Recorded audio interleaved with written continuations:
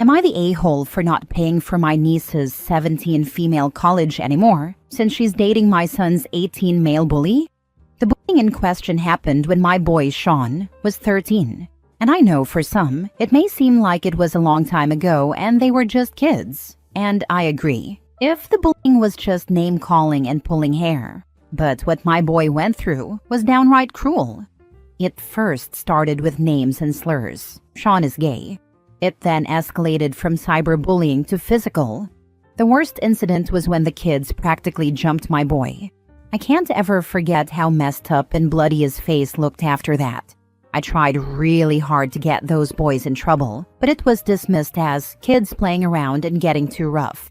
My boy didn't even want to go to school for nearly 4 months, and during those months, he almost took his life. Luckily, my wife walked in right before he could do it.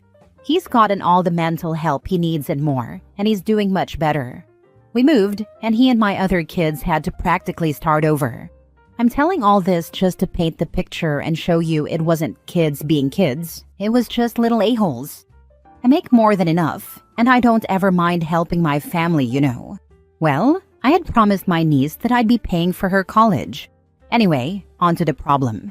We went back to our hometown like always, celebrating the 4th of July and all of that. When we were prepping, my niece ended up bringing someone I never expected to see again. That little son of a B, Derek, one of the kids who did the bullying. I recognized him immediately, and I know he did too since he didn't stay long before leaving. After he left, I turned to my niece and asked her what the heck she was thinking, bringing him knowing what he did to her cousin. She acted like it wasn't a big deal and said that he had changed and the whole thing happened years ago. How nonchalant she was about the whole thing ticked me off. My sister tried telling her she shouldn't have brought him over, and she responded by saying she had a right to bring her boyfriend to meet the family. Then she said that if Sean wasn't over what happened even now, it wasn't her boyfriend's fault. My wife called her a heartless bee before leaving, and my kids followed her. I stayed back and told her that if her boyfriend had changed so much, then I guess he could pay for her education because I'm not supporting her anymore. Then I left. Me and my family are just staying at a nice hotel right now and are planning to go to an amusement park. I've been getting calls and messages from my sister, brother-in-law, and others who were present telling me I'm overreacting and that I shouldn't take away my niece's education. They've all sided with the bully, saying the little turd has changed a lot and is now a good kid, and I can't hold what he did as a troubled kid over him forever. Am I the a-hole? Now for the top comments. Not the a-hole. My son, 17, was bullied quite badly last year. He has autism and a language disorder, and he's a pretty quiet and shy kid, but kids with autism are often targeted. I didn't know initially since he didn't want to tell me, but when he was literally crying and begging to stay home, I pressed for answers. I couldn't even remember the last time he cried. He ended up doing the virtual academy option for the year. I can't imagine, as a parent, the feeling of seeing your kid bloody and injured. No way would I just get over what happened either. Your niece seems pretty heartless. She isn't entitled to a paid education. I'm so sorry to you and your son. I hope he's doing better now. Has the little turd ever apologized to Sean? Tried to make amends? Nope. If he had truly changed, he would have done that by now. Tell your family members defending him that. And if he does try to apologize after this, you'll know it's only because your niece put him up to it to get her free college ride back. I wouldn't pay a penny for a niece that was this heartless to my kid. You're not holding a grudge. You're protecting your kid. Exactly this. That little turd could have apologized as soon as he recognized OP and OP's son. He didn't. He left, knowing he was wrong. The niece could have not brought him over, knowing it would be traumatic for OP's son. She didn't. She could have warned her cousin and OP. She didn't. She could have apologized after seeing how upsetting it was. She didn't. Obviously, she has autonomy to bring over her boyfriend, but by bringing over that boyfriend, she put her needs over the comfort and feelings of her cousin and uncle. That was a choice. She has zero right to be upset that OP is now putting his and his son's feelings over her needs and comfort. She is free to make her choices, but that doesn't make her free from repercussions and consequences. OP, tell anyone questioning your decision exactly that. If they think it's unfair, they are welcome to contribute to her college fund or tell her to sincerely apologize. Same goes for the little turd. Shouldn't be a problem. He has changed so much. Not the a-hole. Next story. Am I the a-hole for kicking my sister-in-law out and banning her from my home until she apologizes? I, 37 female, have 4 kids. 14 female, 10 and 8 males, and 5 female, with my husband, 35. My eldest, Eliza, is very shy and keeps to herself at big gatherings. She has never been a fan of huge gatherings, so she'll find a spot on the couch and stay there reading her book. People do go up to her and ask her about her book or school, etc., and she will reply. She'll answer their questions, and she's never rude to anyone. She's a good kid, and both sides of the family love her and understand why she likes her space. It has never been a problem until now. Yesterday, my husband invited his mom, dad, and sister, along with her husband and their twins, 13 females, and a few work buddies and their partners to join us for dinner. Eliza wasn't having a good day and asked if she could just stay in her room because today just wasn't a good day for her. Both my husband and I agreed that she could stay in her room that night, but if she needed to talk, she should just come to us. She thanked us before going up to her room. When everyone arrived, my husband was still cooking dinner, so I sat around the table with everyone, just catching up on what's been going on this week. My sister-in-law asked where Eliza was, and I told her that she was in her room, because today hadn't been a good day for her. Sister-in-law felt bad and decided to go check on her. I told her that she shouldn't do that, and to just let Eliza be for now, and when she's ready, she'll come down on her own. Sister-in-law rolled her eyes and went upstairs anyway. I quickly followed behind her because I really didn't want her bothering my child when she's upset. That's not fair to Eliza. When I caught up, I saw her scolding my daughter and calling her rude for not being downstairs with the rest of us. Before she could continue, I told her she was crossing the line and to leave Eliza alone. I explained that Eliza wasn't having a good day and to just let her be. She isn't being rude by wanting to be alone, and if an adult can take some time to themselves, then my daughter can do the same. Sister-in-law snapped at me and said I was coddling her too much and that she's going to be a failure when she's an adult because we babied her instead of preparing her for the struggles of the real world. I lost my temper and screamed at her to get out of my house if she couldn't respect that my daughter wants to be alone. I continued by telling her that she was extremely disrespectful to Eliza and that until she apologizes, she is no longer allowed in my house.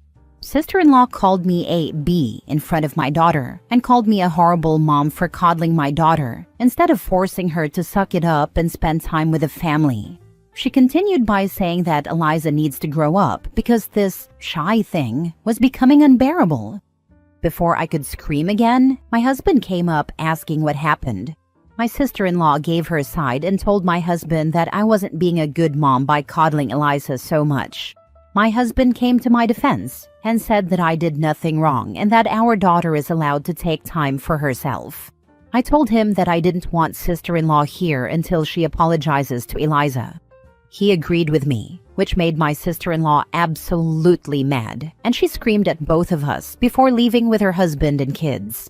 I comforted my daughter and told her that taking space and wanting to be by herself wasn't wrong and that what her aunt said about her wasn't true. I reassured her that she was a good kid, and she hugged both my husband and me before going back to her room. My husband told me that I was a great mother and to ignore his sister because she has no idea what she's talking about when it comes to me. I've been getting a few calls and texts from other family members telling me I was wrong for reacting the way I did and that I took it too far when I kicked sister-in-law out. So I'm wondering, was I wrong in banning her until she apologizes to my daughter? Not the a-hole. You protected and defended your child. You should be proud of yourself and your husband for putting Eliza and each other first. Not the a-hole. In fact, you and your husband are rock star level parents. Sister-in-laws should learn not to cross Mama Bear and not to be such a mean a-hole, especially to a 14-year-old. Not the a-hole. I was a lot like your daughter as a child. I wish I had a mother like you growing up.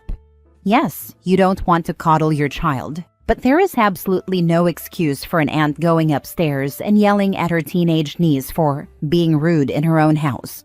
Absolutely stand your ground until she apologizes to your daughter. It doesn't matter if someone is different. Everyone deserves respect.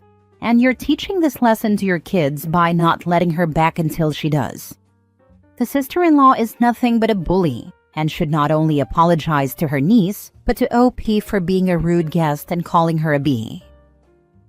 Next story. Am I the a-hole for telling my brother-in-law to stop picking on my kids, or he's not coming on vacation? I have 3 kids. Rob, 16 male, Lisa, 14 female, and Anne, 9 female. Lisa is autistic, and her special interest is Taylor Swift. Rob and Anne go along with it and indulge her. They're good kids who care about and support each other. And yes, Rob and Anne get attention and support for their interests too. My brother-in-law Hector's entire personality is trying to rile people. You know, the whole it's just a joke bro type. Super childish, but whatever. He's family. Except my husband is out of the country, so I guess Hector thinks he gets to do whatever he wants. A few weeks ago, he started needling Lisa by making fun of Taylor Swift, using lots of childish name-calling, intentionally using the wrong term for fans, and stuff like that. Just really immature kid stuff. Lisa knows that not everyone likes Taylor Swift. One of her best friends hates her.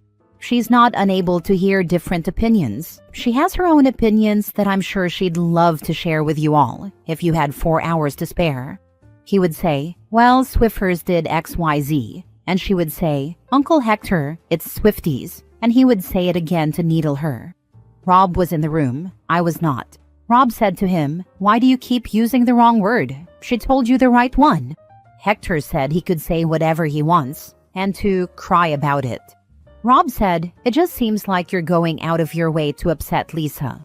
Then Rob asked Lisa to finish what she was talking about and told her to ignore Hector.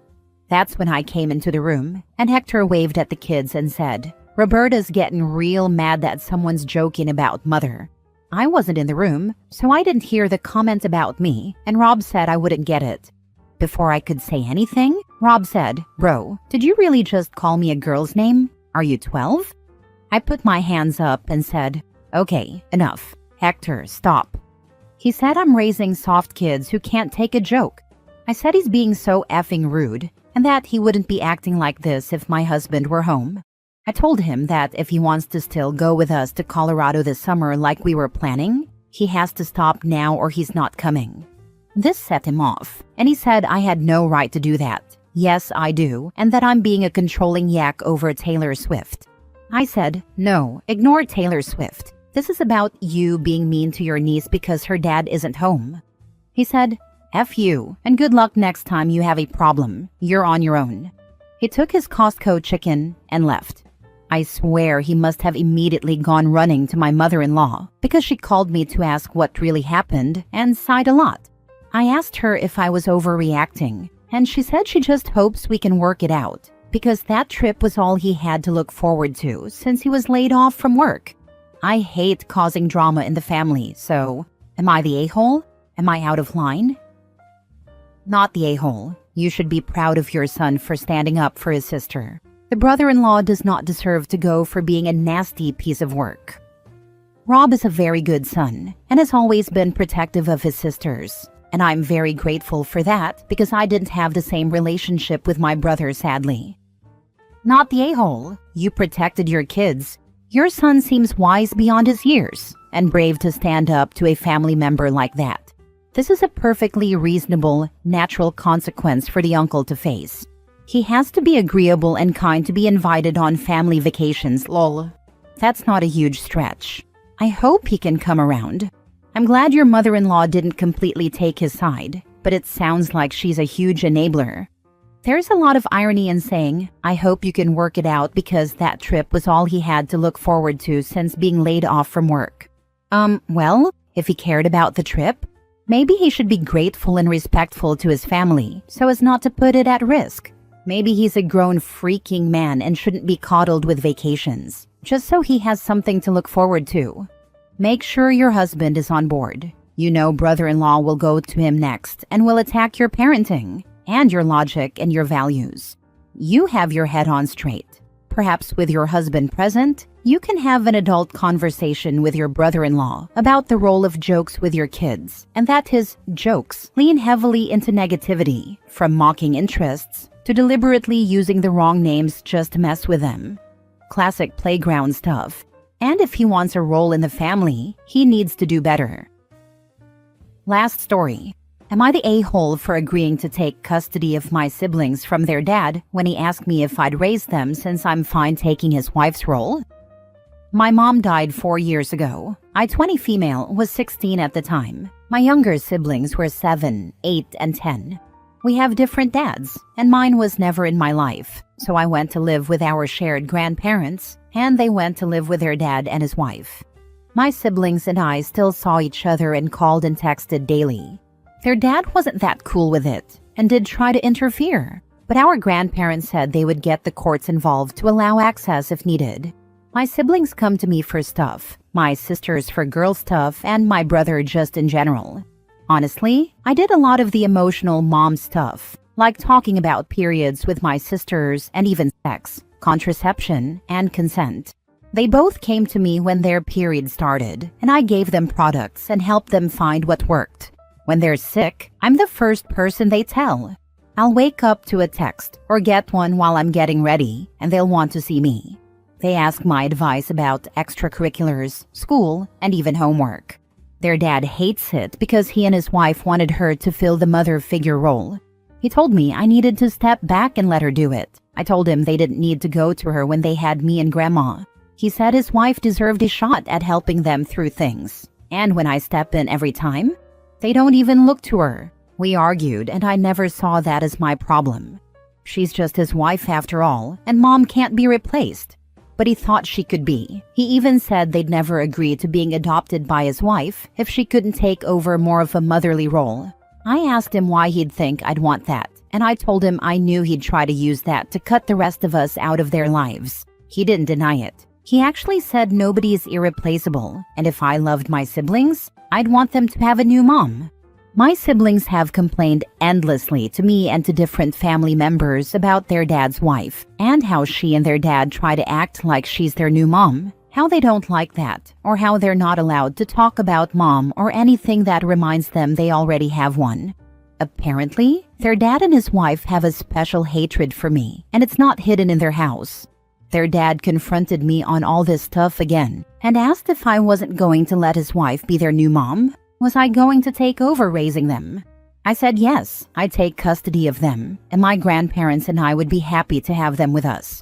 I told him they are my family after all, and I would do everything I could to give them a good life. He didn't expect my answer and got more irritated. He asked if I was serious, and I said yeah. I told him I had even looked into it, just in case any of them asked me to fight for them, and that I had made sure I'd be secure enough to make it work. He went off on me, and I just walked away because I didn't see why I needed to let him scream in my face. He said I had some nerve, and that I was supposed to realize the best place for them is with 2 parents, which he and his wife could give them. Then he threatened to stop all contact between us. I told him the threat my grandparents made still stood, and if he ever tried that, his kids would never forgive him, and he'd lose them forever. That ticked him off even more. I'm ignoring all contact from him right now because he just wants to scream at me via text about how wrong it was to say I'd take custody. Am I the a-hole for saying that? Now for the comments. Not the a-hole. My guy really thought he was hitting you with a gotcha moment, and instead, you hit him with a full-on legal battle plan. The fact that he got even more mad when you said you'd take custody just proves that this was never about what's best for your siblings. It's about his ego and forcing his wife into a role they don't want her in. Honestly, you're stepping up in a way that a lot of people wouldn't, and your siblings clearly see you as their safe space. He can stay mad, but the reality is, love isn't something you can force, and respect is earned, not demanded. If he actually cared about their happiness, he'd listen instead of throwing tantrums. He's mad because he realizes she's right, and his own children don't want what he's forcing on them. She is not the problem, he is. He will still be mad when the kids are grown and leave the house as soon as they can and stop talking to him and the wife. He says he doesn't understand why they won't talk to him, but only because he refuses to acknowledge he did wrong. Not the a-hole. It's really upsetting that he's so threatened by your bond with your siblings, and that he almost wants to erase their mom's existence. You're an amazing big sister, and your siblings are lucky to have you. I do everything to be there for them. I love them, and I know Mom would want us to stay as close as ever. I love how he's trying to guilt you to do what's best for the kids, while actively going against their best interest, and for no apparent reason, lol. Why is this man so insecure about this? Was he maybe a deadbeat before, and now wants to please his new wife? Pathetic. Prioritizing his wife over his children. Not a deadbeat, but he was a crappy guy overall.